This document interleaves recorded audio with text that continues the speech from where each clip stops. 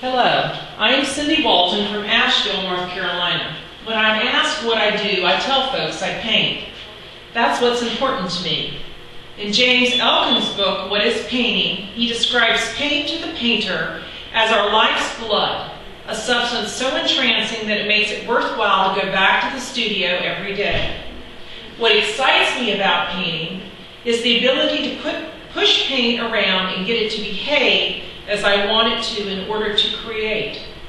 What I like to paint is color, light, and what is on my mind, experiences, memories of places in nature that have been close to me throughout life, environments, like this one, Copper Canyon. In addition to living in the mountains, I spent the first part of my life in the Gulf Coast of Florida, exploring the hammocks and rivers of the areas my dad used to hunt and the waters of the Gulf of Mexico. For these reasons, I use nature as a stepping-off point for the paintings before you, either furrows in the earth, striations on a wall, or a horizon. Morning in the Hammock, which is not about a hammock you rest in, but it's about a land formation in the swamp, is found on the west coast of Florida. Now, as we think about color and paint and experiences, I want to take a moment and discuss how I achieve the texture and depth of these paintings. The oil paint is combined with cold wax medium, and it is not an encaustic process. With the paste of wax and oil paint, I'm able to brush on, spread, dab, or roll on the surface of wood panels. The layers can be scraped and gouged, written and carved into. And you can see the mark making going on throughout this painting on fire, and the sgraffito that makes the depth come and the painting come alive. This is unwritten. The wax and oil has allowed for more intuitive painting and mark making, which has allowed my paintings to explode with color and texture. Because of the longer drying time of oil paint, I'm able to work on several wooden panels at once, usually sharing similar colors and marks, thus to create a series. I may lift color from one painting and apply it to the other, and some of that has happened here on Padu. The layers become the history of the painting, just like the layers of the earth or experiences of a person. These layers can be translucent or transpaque, hiding and revealing my thoughts and processes.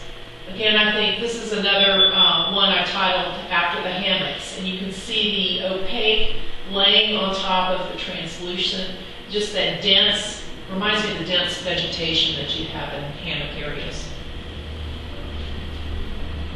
I found abstraction to be the best avenue to communicate these experiences. Rothko said in his writings that for so long, abstract was said to be paintings of nothing, but they are. They are experiences, which isn't nothing. Color plays an important role.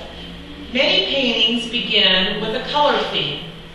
Sometimes color evokes a reminder of something or even a challenge. The challenge is how to tame the color and use it to express what I want to communicate. For example, the earlier painting seen today came about because I discovered a great French aquamarine blue, which can be seen here in Canopy. And actually I printed on off of one piece of paper the yellow, which was the final layer. I like to find out how the paint combines and reacts with others.